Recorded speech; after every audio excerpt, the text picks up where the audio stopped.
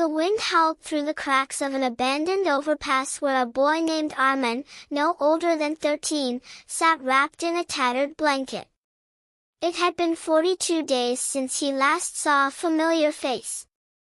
His mother, his world, had died in a hospital bed, taken by a disease no one cared to cure for the poor. His father was already a ghost, lost to alcohol long before Arman could truly know him.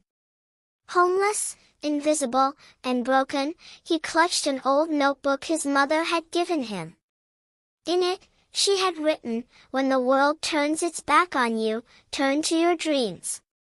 They never walk away."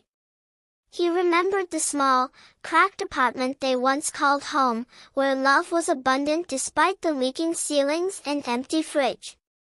But that life ended when the illness came like a thief, cruel and silent. Hospitals turned them away, and after his mother passed, the landlord turned him out. Hunger gnawed at him, people passed like shadows, and every night under the bridge was a battle against despair. Everything began to shift the day he wandered into a library, soaked from rain. A librarian named Mrs. Kieran offered him a towel, a sandwich, and a worn copy of Think and Grow Rich. He read it 5 times. Then he read more books. He spent hours at that library, absorbing knowledge and feeding a different kind of hunger, the hunger to build a future. Arman began shining shoes, selling water, doing odd jobs, saving every coin while soaking in every idea. He noticed small shopkeepers had no system for tracking inventory.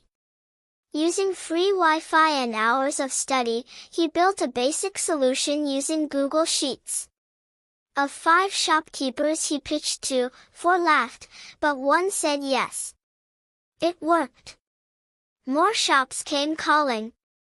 By 18, he had a donated corner of a print shop as his first office, and 2 interns who shared his dream. He named his startup Seedline, symbolizing growth from nothing. They skipped meals to pay server costs, but they were building something real. Then came a local investor who saw Arman's fire and offered seed funding. With it, Seedline grew, developing a proper app for inventory and payments for small shops.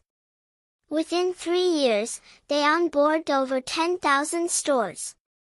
By 22, Seedline became a multi-million-dollar company. But Arman never forgot his roots.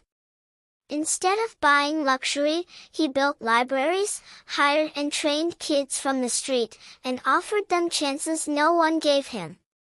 On his 25th birthday, Arman stood on a TEDx stage, wearing a simple blazer and a pin with his mother's initials. He looked out and said, "I didn't grow up with wealth. I grew up with grief, silence, and unanswered prayers. But I also grew up with books, with belief, with people who chose to see me. The empire I built wasn't made of marble, it was made of moments. Pain is not a prison.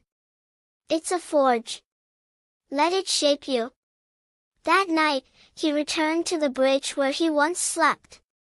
In silence, he placed a plaque that read, "Here slept a boy the world forgot." He woke up a man the world couldn't ignore. He didn't.